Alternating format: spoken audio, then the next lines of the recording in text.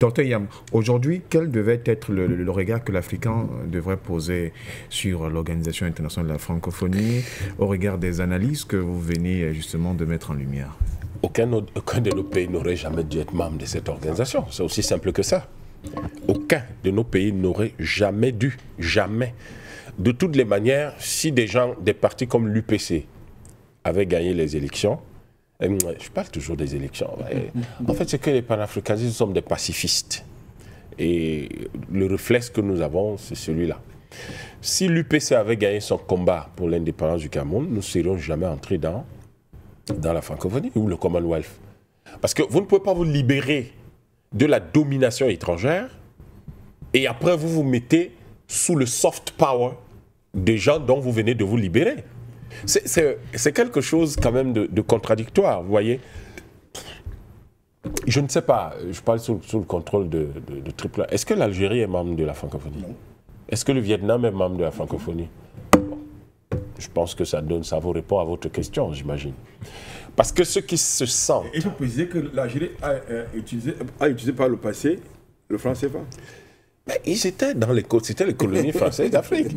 Donc il faut comprendre que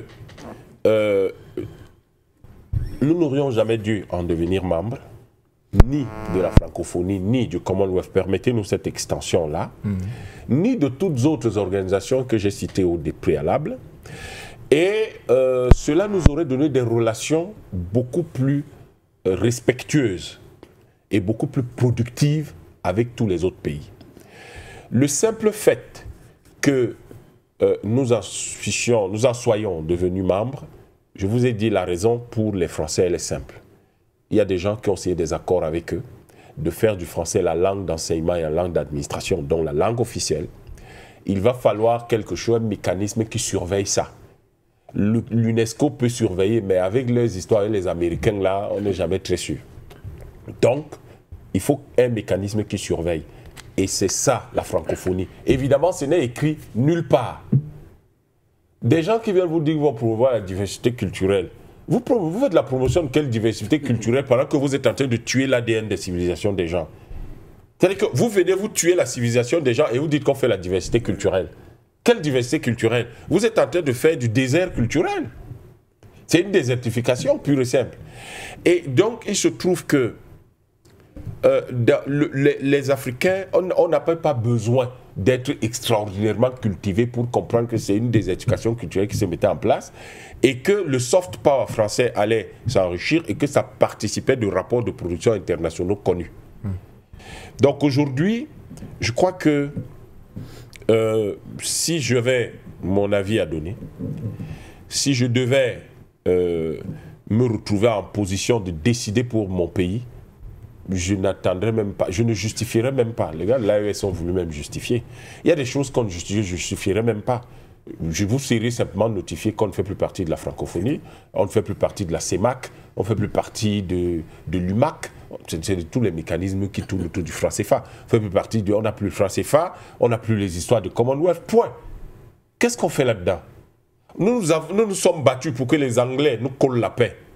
Eux qui géraient une des parties de notre territoire sous mandat, ensuite sous tutelle.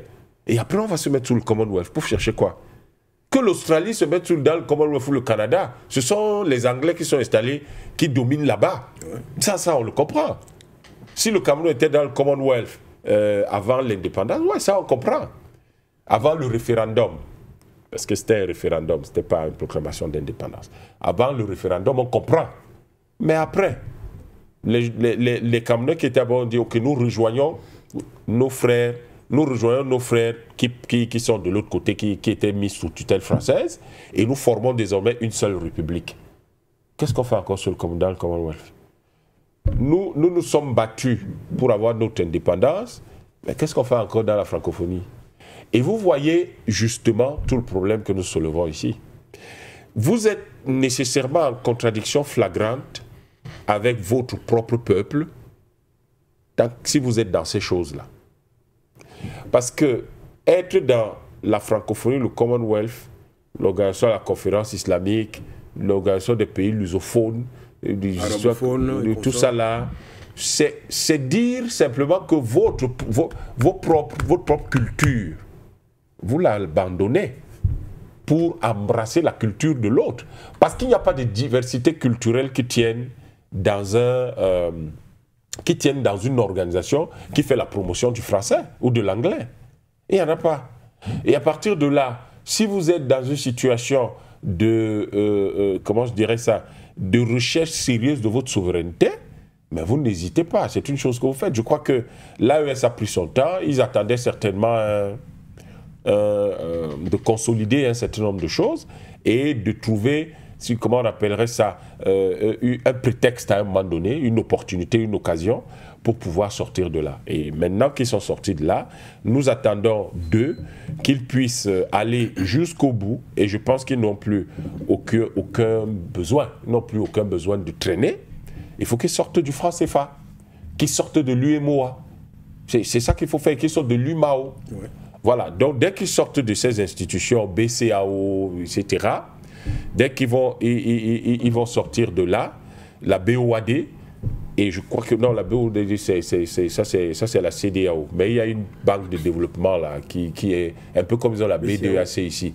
Donc il y a la BCAO qui est la banque centrale, et ils ont une sorte de banque là, je ne sais pas comment c'est, la BOAD, je ne sais pas comment il s'appelle. Banque africaine de développement? Non, non, pas Banque africaine de développement, il y a une banque, les deux espaces, CEMAC, il y a la Banque de développement des États de l'Afrique centrale, il y a une autre banque. Non, la BDAC c'est l'Afrique centrale. Ils ont l'équivalent là-bas, j'ai oublié le nom, m'échappe là rapidement. Donc ils sortent de ces instances qui en fait sont des instances de contrôle. Et vous allez constater une chose, si on veut pousser la réflexion plus loin. Les institutions comme le Commonwealth ou comme, vous l'avez appelé comment, la francophonie, mais ce sont des centrales de renseignement terribles. Ce sont des centrales de renseignement extrêmement importantes qui permettent donc à la France de se renseigner sur nos pays gratuitement. D'ailleurs, comme vous payez vos contributions là, vos contributions permettent qu'on se renseigne sur vous. Est-ce que vous vous rendez compte de cette affaire-là? Pourquoi? Parce que tous ceux qui ont une petite bourse, tous ceux qui sont chercheurs là-bas, j'ai eu la chance de passer par les organisations internationales et d'en partir, parce qu'une organisation internationale est d'en partir, et je me suis rendu compte que beaucoup d'Africains, sans s'en rendre compte, on leur demande des choses qui leur paraissent anodines. Et pourtant, qui leur demandent de parler de leur pays. Et l'une des raisons pour lesquelles ça ne marchait pas avec moi, c'est que je ne répondais pas aux questions. J'estimais qu'il y a des choses dont je n'ai pas à parler. Parce que je n'ai pas à dire des choses sur mon pays à quelqu'un qui n'est pas de mon pays. On me dit, oui, mais est-ce que vous avez un contrat de travail? Non, voici, le contrat de travail dit ceci. Je travaille pour gérer une organisation, en tant que directeur pays, je ne suis pas censé travailler pour vous dire comment se porte mon pays. Ce n'est pas pour ça que j'ai été recruté.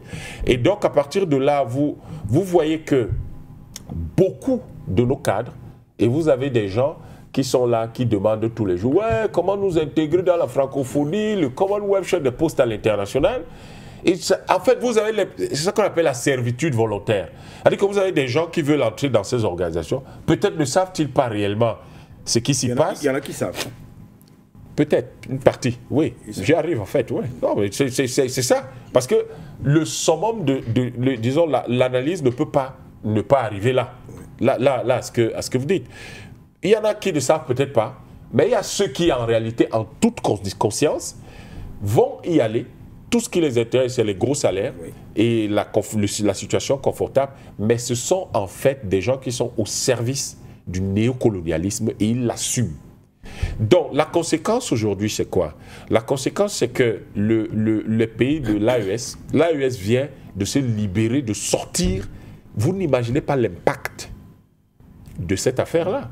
Le fait qu'il soit sorti de l'OIF signifie qu'une grande partie des renseignements que l'Occident, l'OTAN, avait sur eux via la francophonie et la France, ils ne les auront plus.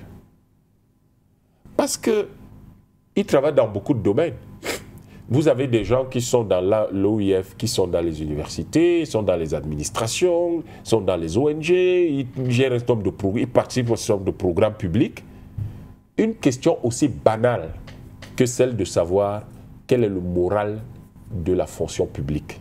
Est-ce que vous imaginez l'impact destructif de la réponse à une telle question? Quel est le moral des fonctionnaires? Est-ce qu'ils sont satisfaits? Est-ce que vous pensez qu'ils soutiennent les dirigeants? Mais c'est le genre de questions qu'on va vous poser. Non, qu'ils posent même de manière régulièrement. C'est le genre de questions qu'on va vous poser. C'est les questions qu'ils posent régulièrement. Et les gens vont répondre naïvement, oui, en disant vraiment, les gens se plaignent de ceci, se plaignent de cela, ils se plaignent de ceci, se plaignent de cela. Et puis tout d'un coup, un beau jour, vous entendez que non, le FMI et la Banque mondiale ont proposé un financement pour telle chose. Comment ils font pour savoir qu'il y avait un tel besoin? C'est venu de très loin, ça peut être venu de la francophonie. Et comme eux, ils se parlent là-bas au niveau de l'OTAN et du G7, ils disent il faut quand même que le pays X là, on a un souci là-bas. On peut accroître notre emprise sur les hauts fonctionnaires en implémentant tel ou en finançant tel programme. Et de cette façon-là, on va trouver du travail, on va positionner 2 ou 3 qui vont gagner davantage et qui vont nous être purement et simplement subordonnés. On va aller au téléphone, docteur Yam. Je voulais quand même dire rapidement quelque chose. Tout à l'heure, il parlait de désertification culturelle. Vous n'étiez certainement pas encore né. Qu'est-ce qui peut expliquer c'est vrai qu'il a 12 ans. Qu'est-ce qui peut expliquer, Yam Timba, que les œuvres littéraires qui étaient inscrites au programme scolaire n'existent plus? Ces œuvres littéraires qui avaient pour auteur des Africains, qui promouvaient, j'ai envie de dire, la négritude, comme Aimé Césaire, qui promouvaient le panafricanisme. Je parle du mandat, Cahiers retour au pays natal, par exemple, d'Aimé Césaire, Ville cruelle, n'est-ce pas, des aboutants. Pourquoi est-ce que ces ouvrages qui ont formé notre dynamique révolutionnaire et de conscientisation ne sont plus au programme? Parce que justement, l'OIF, en France, au travail, l'OIF a demandé le retrait des programmes scolaires. Après un audit. Absolument. Après une étude, quel était l'impact de ces ouvrages dans la conscience collective n'est-ce pas, des élèves? Mais j'ajoute quelque chose, excusez-nous, j'ajoute quelque chose. Dans leurs fameux centres culturels qui sont devenus des instituts là, ouais, à un moment donné, quand vous y alliez, vous trouviez un peu plus un certain nombre d'ouvrages africains. Oui. Aujourd'hui, quand vous y allez, vous allez trouver essentiellement de la littérature française, québécoise, belge, suisse. Oui. Et vous ne trouvez que très rarement des ouvrages, vous ne trouverez pratiquement pas des ouvrages révolutionnaires africains.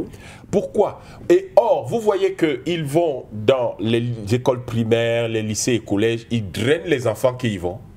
Et dans nos propres pays, vous n'avez pas l'équivalent de ces centres culturels avec des bibliothèques municipales qui existent. Donc, ils formatent les esprits de nos jeunes gens pour qu'ils réfléchissent, ils pensent comme des Européens. Ouais. Et vous avez des gens qui sont en plein Équateur et qui réfléchissent comme des Européens. La conséquence, c'est que quand vous venez dire un certain nombre de choses ici, ils ne vous écoutent pas. Tout à l'heure, simplement en arrivant, un type ne comprend pas du tout que le franc CFA, parce qu'il est banquier, il ne comprend pas du tout, j'ai eu une petite discussion avec lui, il ne comprend pas du tout que le franc CFA, c'est un poison pour notre économie et notre culture et notre civilisation. Parce que si vous tuez l'économie, ben vous tuez la civilisation. Que c'est ça le rôle du franc CFA et que ça n'existe pas là par hasard. Et vous regardez un cadre camerounais et vous dites c'est ça la classe moyenne du Cameroun et c'est très dangereux. Donc merci à l'AES.